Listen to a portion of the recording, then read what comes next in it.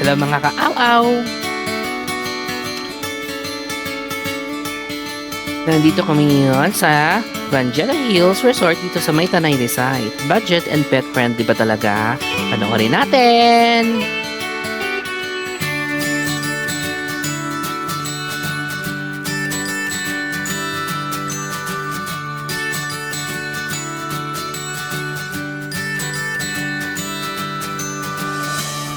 Siyempre, ang dahilan kung bakit kami nandito, birthday kasi ni Asher. So, dito na lang kami nag-celebrate.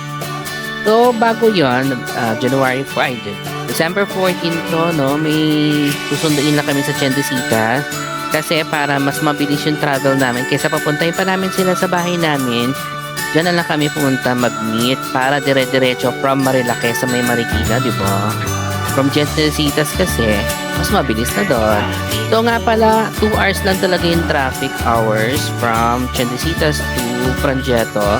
Pero inabot kami ng 4 hours. By the way, ito na nga pala yung kanilang reception. Medyo rustic na siya kasi medyo luma na rin kasi itong ano. Pero maganda pa rin in fairness naman sa kanya. Oh. Tingnan mo itsura. At sobrang laki ng property na to. So ayun, meron silang malaking pavilion doon. At ito, super bundok siya. Bundocation. Yan. So, hindi kami diyan dadaan kasi doon kami sa kabilang gate. Kasi mas malapit daw kami doon sa swimming pool. So, ito na nga. Sobrang pababa siya. As in, bundok-bundok talaga. So, make sure kung pupunta kayo dito, no? Okay yung mga brakes nyo. And congratulations Extinct Brakes dahil first time niya mag-drive sa mga pasigsag dito sa May Tanay, sa Marilake. So, ayan. I think pwede na siya sa Baguio. Char. So, ayan. In all fairness, wala namang lamok na kasi nagpapausok sila. So, ayan. So, diyan kami magstay. Dun sa taas. Kasi good for 7 yung isang, ang tawag dito ay Emerald 103. Or yung kanilang rest house kung tawagin. Yung baba, another room yan. Malaki to good for 7 siya. Pwede kayong magdagdag ng 2 tao. Additional lang ng konti. So, yan. Tapos, ang maganda dito, syempre pet friendly. Kaya naman kami napunta dito kasi pet friendly. Meaning, talaga pwede sila sa loob, pwede sila matulog doon. Make sure na meron silang diaper. At yung poop nila lagi nyong pulutin. At ang maganda pa dito, walang pet charge. And that is so amazing. May TV. May pa-fireplace. May ref, may mga ganyan-ganyan. Ito lang yung kumpleto kasi medyo mahal siya. Yan. So, dahil may kalan na induction, pwede na, di ba? Yan. May heater, may shower room.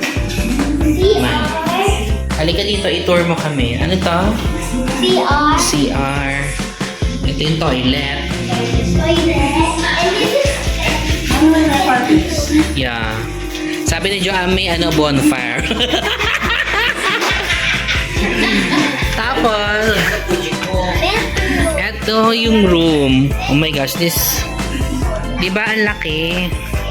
Ang laki 7 rooms. How many? 7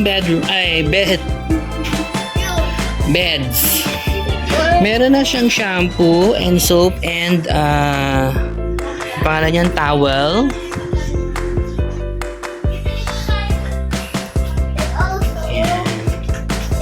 We have yan. Merong vanity mirror and cabinet. And they have here window to the Bakit ayaw? Ayaw bumukas, guys. But I can Ayaw. Nakalak. Kaya mo na nga yan. O, diba? Pwede na. Kung nagtitipid kayo, try nyo to. Hi, Neo! Actually, malamig, guys. Malamig na dito. Nararamdaman ko na yung lamig.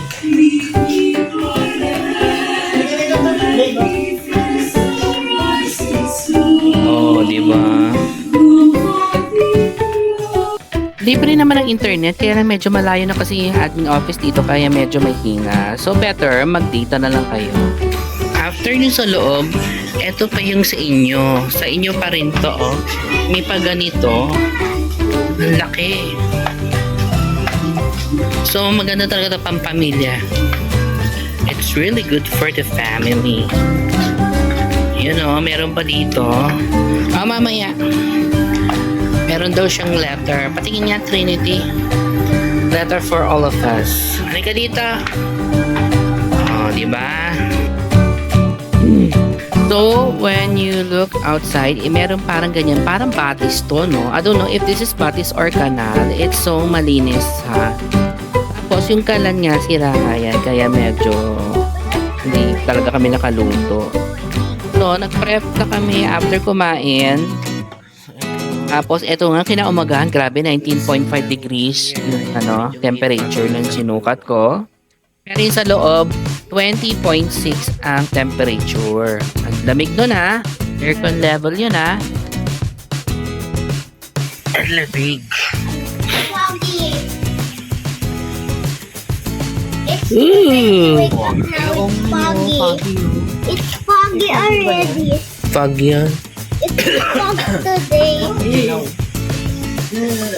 Because this where So, nag-toothbrush lang kami at uminom ng kape. Pagkatapos doon, lumabas kami papuntang B&K kasi alam nyo ba, 12 o'clock na wala pa kaming food for today. So, buti na lang, ito, madaling kausap tong si B&K. And then, sabi niya magbigay ng down payment. Sana. Pero, since hindi naman kami sure kung totoo ba yung kausap namin sa Facebook, since malapit sila, sabi ko, tomorrow na lang kami magpo-full payment. Putak. Yan. So, ito na nga. So, medyo pataas talaga. So, oh my gosh, sarado yung gate. Anyway. So, ayan lang. See, doon kami nang galing. Oh, ang lapit, diba? Kung pwede nga malapit-lapit lang yung bahay, pwede siyang lakarin. At saka, mukhang masasarap tong mga food niya. Totoo naman pala. Panoorin nyo dun sa isang vlog namin, ha? O, wala nga pala ditong sea of clouds. As in, yung mga clouds nasa baba, hindi ganon sa ngayon. Sa mga panahon na to. So, ayan. So, guys, try nyo tong B&K, ha? Lalagay ulit namin yung kanilang links sa baba. Masarap dito. Promise. So, since dalawa lang kami, so, tumakas na lang din kami. So, naiwan yung mga baby sa sa mga kapatid ko. So, maghanap kami ng ulap. Wow, tanda na, hindi pa nakakita ulap, diba? Then, ang sea of clouds kung meron. Kasi sabi ni ate, punta lang kami doon sa gawi-gawi dyan, makakita na kami ng sea of clouds. So, ngayon kasi maulan talaga eh. Napansin ko lang, yung iba dito, medyo mainit na ng ulo ng mga motorista. I don't know. Gustong-gusto nila sila mauna lagi. Eh, madulas. Paano gagawin? Diba? Actually, sobrang kapal ng fog. Ito. It's maambo na hindi ko maintindihan kung uulan ba or what. Kasi makapal siya talaga. So, ayan. May areang sobrang kapal. Buti maliwanag na. Kasi kung gabi to nakakatakot magbiyahe. So, dito kami pupunta. Yan, may mga motorista din naman na nakatambay dyan. So, ito yung napili naming area. Malapit na to sa Martesem. For sure, kilala din ng Martesem. Sorte. So, yan. Hindi siya sea of clouds. We are within the clouds. Yan, sobrang taas ng condensation level for now. So, for sure, later magkakaroon tayo ng precipitation. Uy! Pinagsasabi ko. Science term yon. Condensation is pag-ulap. And Precipitation pag ulan. Nak, best in science. Ganyan. I think, ando naman yung Laguna. Laguna Lake pala. Dito sa may Tarakape na may ganyan. Mas malinaw pala dito. Ang galing kasi dito may ganito sa kabila wala. So may gawing Martesem. Galing oh. Nakaharang ng bundok yung literal. Galing. So here we are. Going through here. Meron yung mas mataas, meron yung mas mababa. So dito tayo muna sa mas mababa.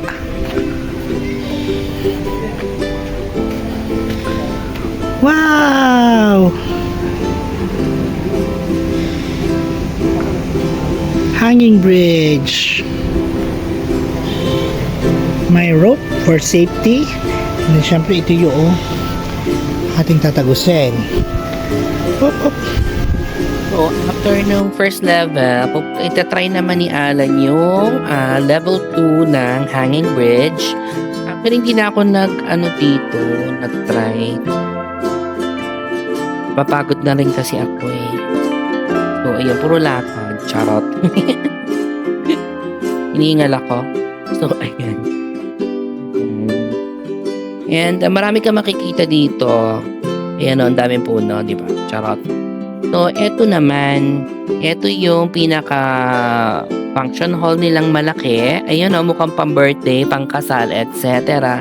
Meron pa sa taas.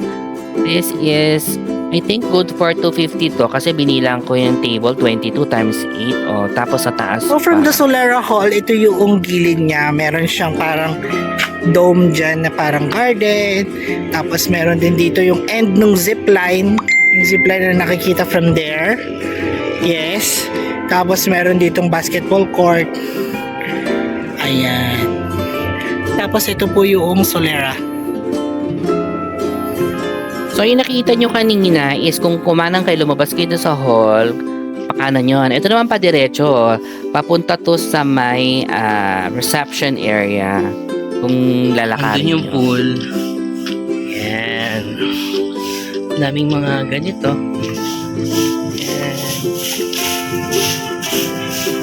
Tapos ito yung kanilang reception area.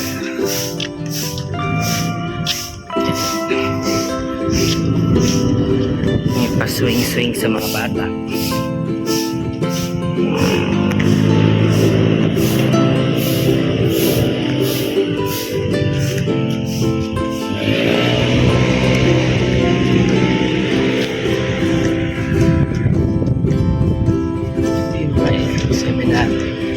Basketball course, paintball, shit.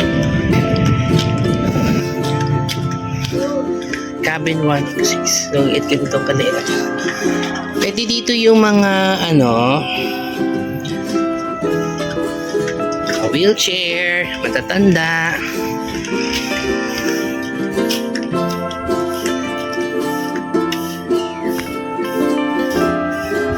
So, nandito na tayo sa mga rooms.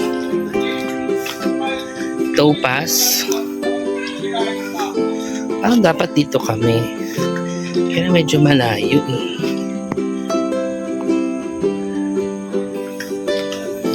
Topaz. Ito naman yung ano ba to? Topaz pa rin to.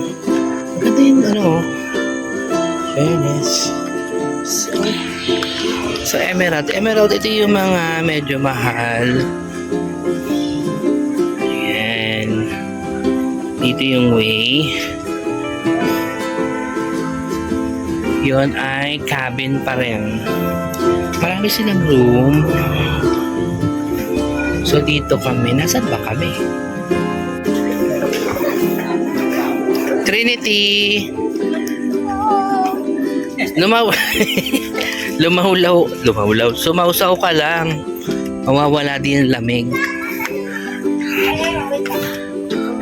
Hi! you stay on that.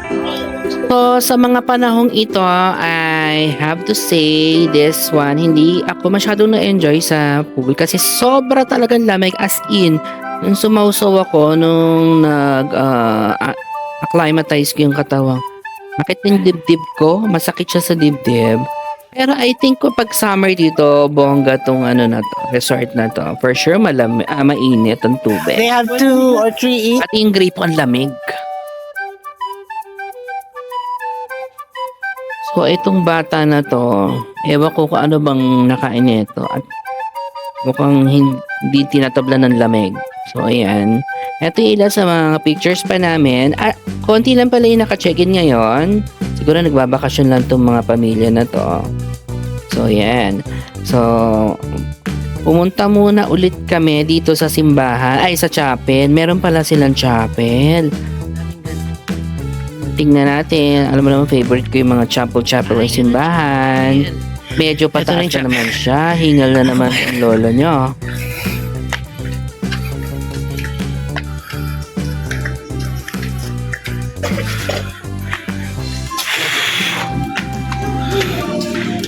Ay.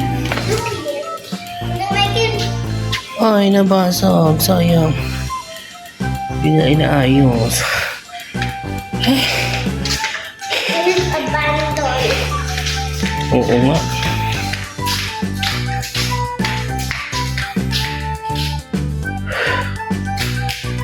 Yung birhen na Antipolo.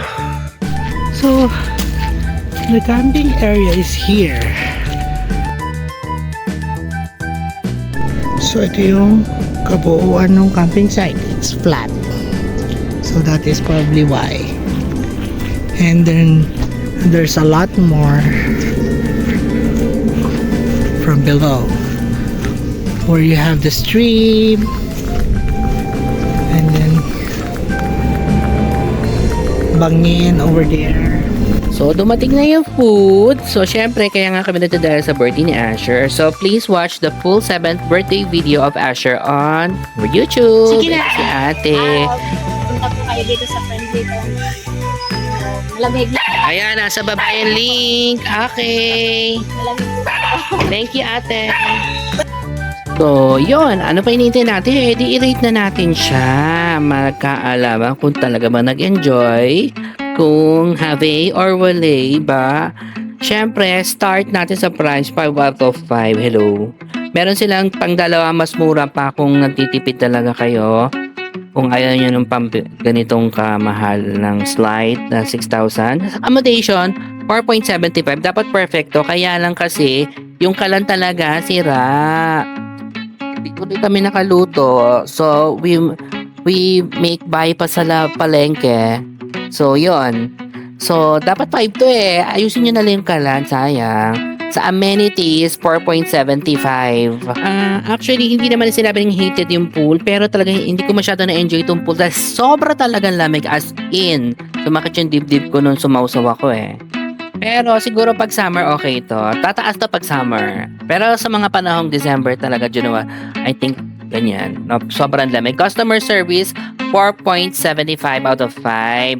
Kasi, hindi naman talaga yun yung room namin. Actually, ang inalong naming room is yung Topaz, which is 5,500.